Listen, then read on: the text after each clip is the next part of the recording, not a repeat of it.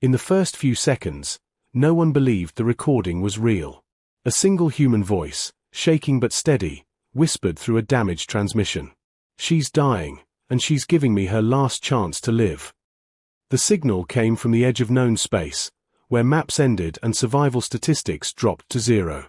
Humanity had no colonies there, no allies, no reason to exist in that region at all.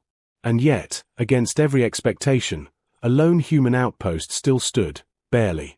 The outpost was called Alio's Reach, a small research station built into an asteroid orbiting a dying blue star. Humans placed it there for one reason: curiosity. The star emitted rare radiation patterns no other species dared to study. The radiation scrambled shields, corrupted alien biology, and fried advanced technology. Most alien civilizations marked the system as forbidden. Humans marked it as interesting. Inside Alio's Reach, Evan Calder, an engineer turned survival specialist, worked by emergency light. Power was failing in cycles. Gravity flickered. The air smelled like hot metal and ozone. Every alarm that could scream had already burned itself out. Evan should have been dead hours ago. The alien fleet that attacked Alio's Reach had not come to negotiate. They were the Narcta, a feared species that fed on energy itself. Other civilizations whispered about them using myths and warnings. Humans had only just learned their name before the first weapons fire hit the station. The Narcta were known as vampires by human media, but the truth was more terrifying. They drained stellar energy, biological force, even electrical systems. Entire planets went dark after their visits. Alio's Reach had survived the first strike only because humans didn't rely on elegant systems. They relied on redundancy, duct tape logic, and stubborn refusal to quit. Evan had been sealing a ruptured conduit when the explosion threw him across the corridor. He remembered the sound of metal folding, the taste of blood, and then, darkness. When he woke, the station was silent. Too silent. He dragged himself toward the medical bay, leaving a thin trail of red behind him. His suit was cracked. His ribs burned with every breath. The station AI was offline, and long-range comms were dead. Evan knew the numbers. Alone, injured, no power, enemy nearby. Statistically, he had less than a 1% chance of survival. That's when he heard breathing that wasn't human. She lay on the medical platform, unmoving, her form tall and graceful despite the damage. Her skin shimmered faintly, as if light lived beneath it. Dark crystalline veins traced patterns across her arms and neck, pulsing weakly. Her eyes were closed, but even unconscious, she radiated presence. Evan didn't know her species yet. He only knew one thing. She was dying faster than he was. Scans from his wrist unit struggled to read her. Her biology reacted violently to the blue star's radiation. Whatever kept her species alive, whatever let them feed on energy, was collapsing in on itself. Later, humanity would learn her people were called the Virellan, an ancient race feared across galaxies. Energy drinkers. Stellar hunters. Predators of light. But in that moment, she was just a wounded being on his table. Evan laughed weakly. Of all the things that could kill me out here, an alien vampire wasn't on the list. He did what humans always did. He tried anyway. He rerouted human power systems into analog flow, something no advanced alien technology ever used. He flooded the room with chaotic electromagnetic noise, hoping it would slow the radiation damage. It shouldn't have worked. By every scientific rule, it was stupid. But human engineering wasn't about perfection. It was about improvisation under pressure. Her eyes opened. They glowed like collapsing stars. She tried to rise and failed, a sharp intake of breath echoing through the bay. Her gaze locked onto Evan, sharp despite her weakness. "You should not be here," she said, her voice layered with strange harmonics. "This place is poison to my kind." "Yeah," Evan replied, coughing. "It's not great for mine either." She stared at him, confusion breaking through pain. "You are injured. Your life force is failing." "Working on it," he lied. She pushed herself upright with effort, studying the flickering systems, the crude repairs, the human tools. Her expression shifted, curiosity, then disbelief. You are using broken systems to keep me alive. Evan shrugged. Broken doesn't mean useless. She went still. Then the truth came, heavy and unavoidable.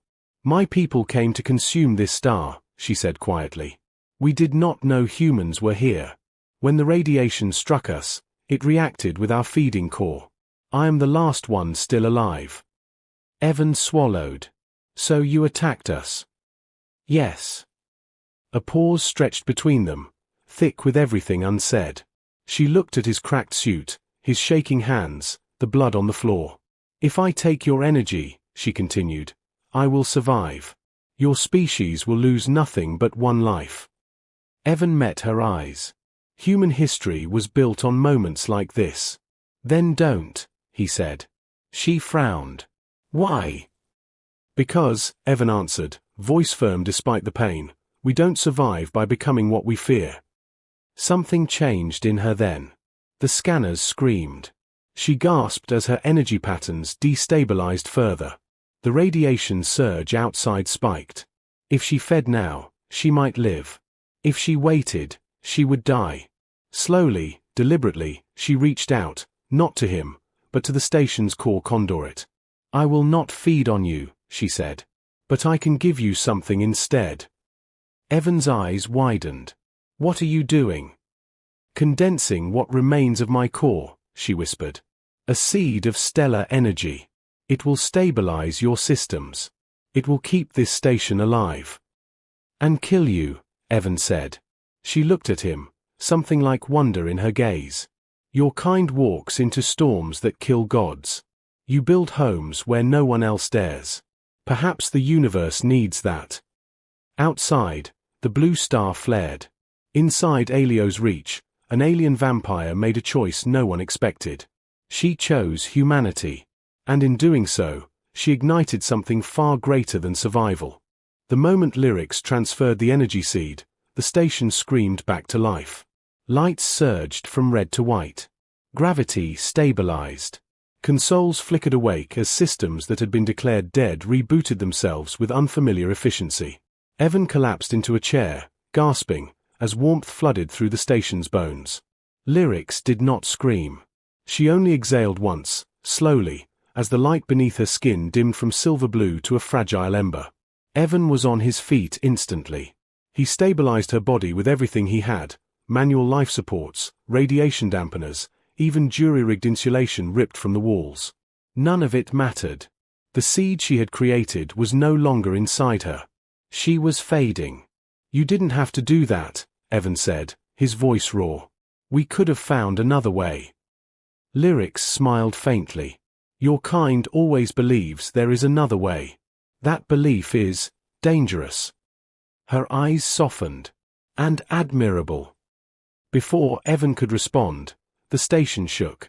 Hard. External sensors flared warnings across the main display. Evan turned, blood draining from his face. Multiple contacts. Warp signatures. The Narcta fleet had returned. They're back, Evan said. And this time, they won't stop at the station. Lyric struggled to sit up, pain flashing across her features. They will feel the energy change. The seed you now possess is noticeable. Great, Evan muttered. So I'm basically a glowing dinner bell. You are more than that, she said. You are unpredictable. That word again. Humans had heard it before, from allies, from enemies, from species that ruled stars and still feared human behavior more than weapons. Evan pulled up the tactical feed. 3 Narcta vessels slipped into real space, their hulls absorbing starlight like black holes with edges. Human weapons wouldn't pierce them. Everyone knew that. But humans didn't fight fair. Lyrics, Evan said, already typing commands. What happens if your people feed on unstable energy? Her eyes widened slightly. They cannot control it. Their cores fracture. Good, Evan replied grimly. Because I just turned this station into the messiest energy source in the system. He rerouted the seed's output through human systems, non-linear circuits, analog relays, chaotic loops no advanced AI would ever design. The station's energy signature spiked and twisted, no longer clean or predictable. To the Nocta, it would look like a feast. To humans, it was a trap. The first Nocta ship latched onto Alio's reach with energy siphons, confident, hungry. Evan opened a channel. "This is a human research station," he said calmly. "You've already lost one of your own here. Leave now." Laughter echoed back, not sound, but pressure, vibrating through Evan's skull. "You burn stars for curiosity," the Nocta voice replied. "You do not deserve them." "Funny," Evan said. "We say the same about you." The siphons engaged. For 3 seconds, nothing happened. Then the Nocta ship screamed. Its hull warped as chaotic energy flooded systems designed for perfect flow.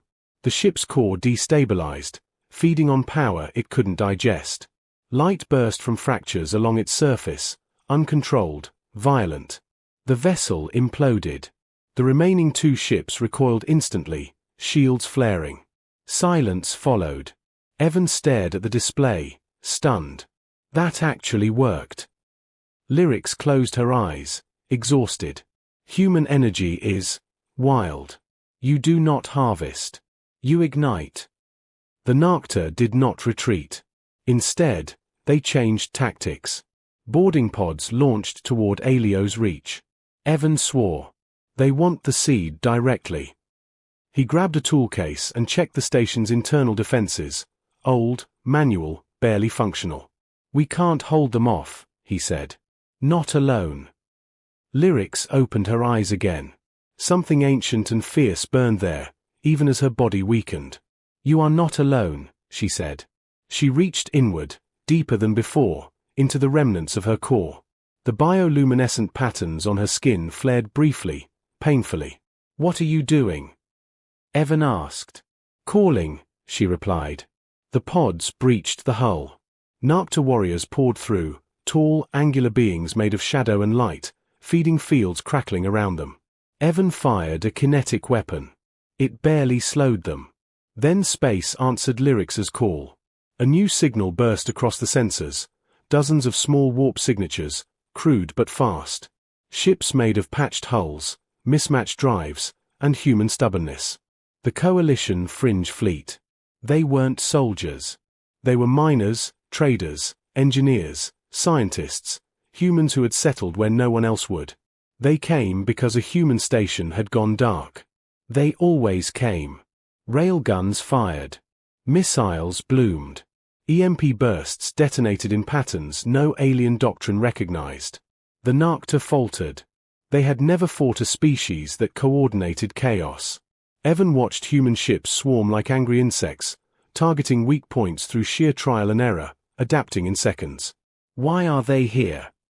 Lyrics whispered. "Because we don't abandon each other," Evan said simply. The battle ended fast. Not because humans were stronger. Because they refused to quit.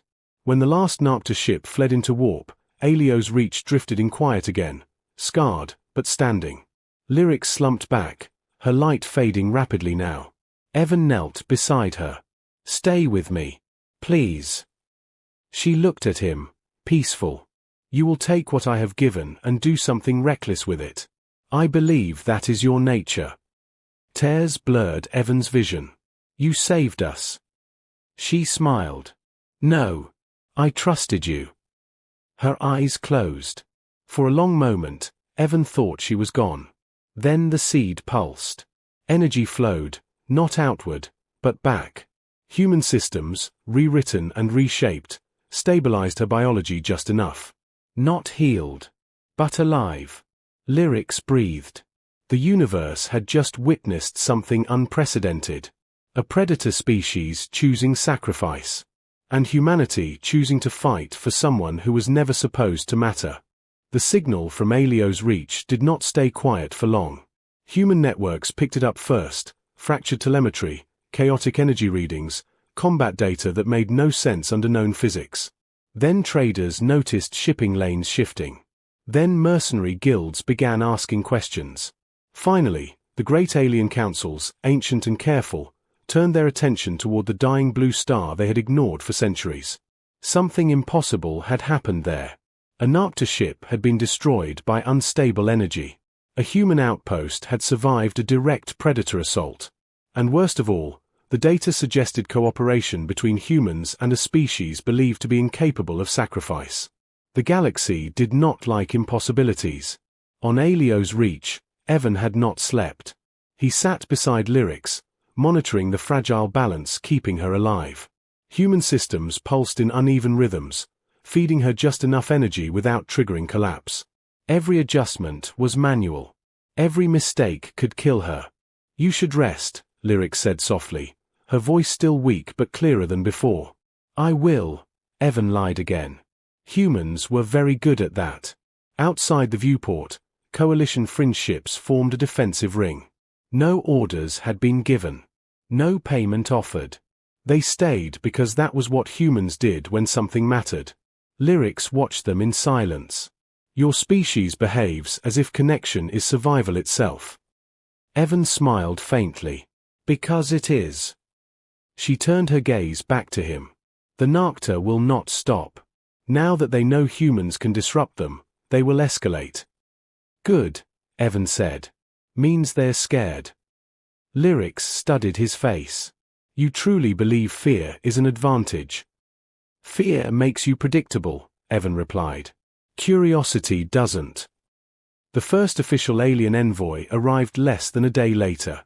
A sleek, luminous vessel entered the system under heavy shielding, broadcasting peaceful intent in 16 known languages. It belonged to the Kethri Concord, a diplomatic species famous for neutrality and long memory. Evan met them in the station's main chamber, wearing a patched uniform and a tired expression. Lyrics observed from behind reinforced glass, hidden from sensors. The Kethri ambassador unfolded into a graceful shape of light and form. "Human Evan Calder," it said. "Your actions have destabilized multiple strategic assumptions." "Yeah," Evan said. "We get that a lot." "You destroyed a Narcta vessel using unrefined energy," the ambassador continued. "This contradicts all known engagement models." Evan shrugged. "Maybe your models are too neat." The ambassador paused. "There is also evidence of Virellan presence aboard this station." Evan's posture stiffened. "No evidence strong enough to prove anything." "Humans lie poorly," the ambassador observed. "We prefer the term creatively," Evan replied. The ambassador's glow dimmed slightly. "The Virellan are classified as existential threats." "So were humans," Evan said calmly. "Right up until we weren't." Silence stretched. "You risk galactic retaliation by protecting her," the ambassador warned. Evan leaned forward. "And you risk creating an enemy who learns faster than you think if you try to take her." That was the moment the Kethri realized something important. Humans were not posturing. They were committed. The envoy departed without threats or agreements. Just observation. Across the galaxy, the Narcta gathered. They had never lost territory. Never lost prey. Never been wounded in a way that mattered. Now, fragments of a destroyed vessel drifted as proof that something had changed. Humans were no longer harmless. Lyrics felt it before anyone told her. The energy around the station shifted. Fear rippled through space like a tremor. "They are coming in force," she said. Evan nodded. "Then we won't be alone." He activated the open broadcast. "This is Aelio's reach," he said. "Any human ship listening, this is not a drill. We have proof the Narcta can be stopped. We need engineers, pilots, thinkers. Weapons optional. Creativity required." The response was immediate. Signals flooded in. Not fleets, ideas. Modifications. Wild theories. Risky plans. Humans shared everything. Within hours, Aelio's reach became something new. Not a station. A workshop. Miners rewired engines to overload safely. Scientists modeled Narcta feeding patterns. A group of teenagers from a fringe colony sent a simulation showing how chaotic resonance could be weaponized using music frequencies. Evan stared at the data. "Who taught you this?" Lyrics answered quietly. "Your species learns as if survival is a group project." She stood for the first time since the battle, unsteady but determined. Human systems adjusted automatically, supporting her.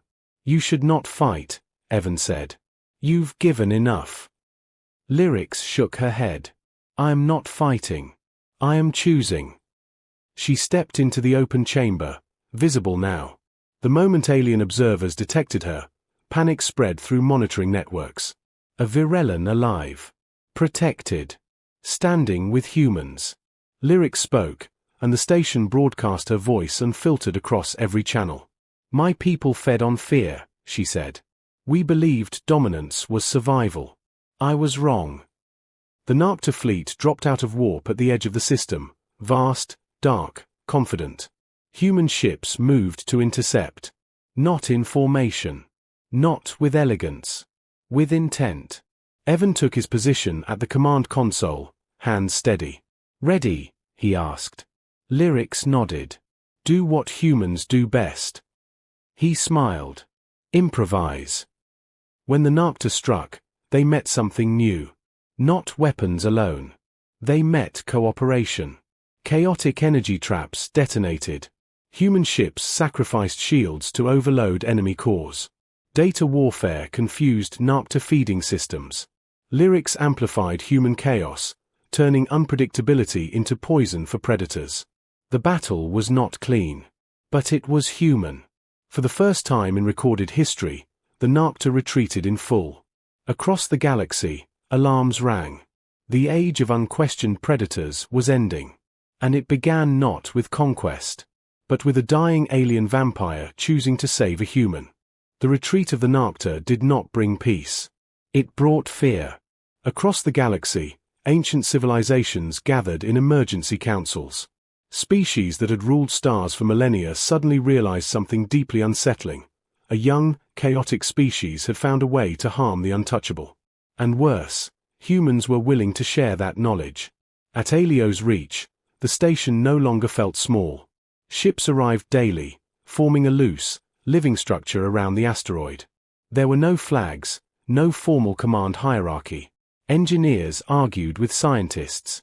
Pilots swapped ideas with farmers who had once turned broken machines into life support systems on dead worlds. It wasn't elegant. It was effective. Lyrics stood at the viewport, watching humans work themselves half to death without complaint. "Your species does not wait for permission," she said. Evan shook his head. "We learned early that waiting gets you killed." The Galactic Council sent a formal warning. Then another. Then a demand. Humanity was ordered to dismantle Alio's reach, surrender Lyrics, and cease all research related to chaotic energy manipulation.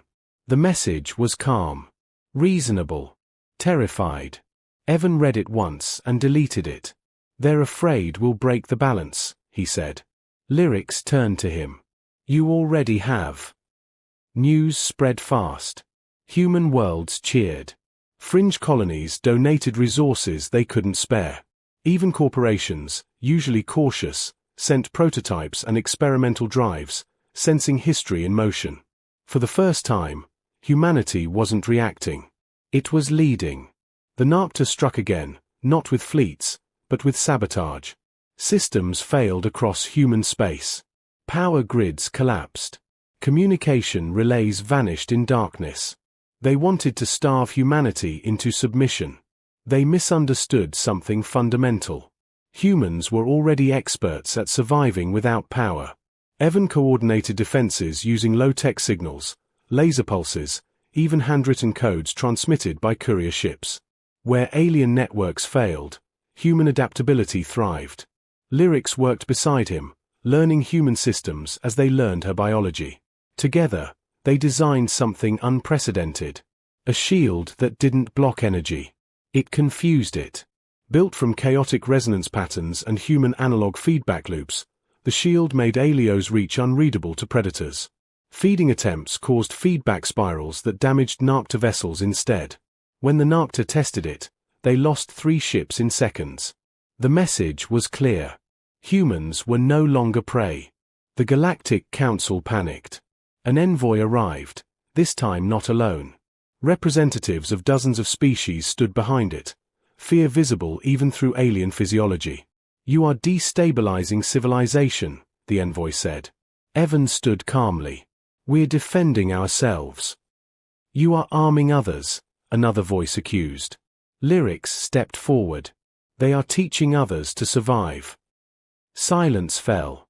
The council demanded Lyrics' execution. They called her an abomination, a weapon, a symbol that threatened order. Evan didn't hesitate.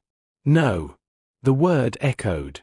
"You don't get to decide who deserves to live," he continued. "Not anymore." The council warned of sanctions. Of war. Human response was simple. "We're already in one." The Narcta launched their final assault days later. Everything they had. A wall of darkness aimed at wiping Alio's reach from existence. Human ships moved to intercept. Not to win. To hold.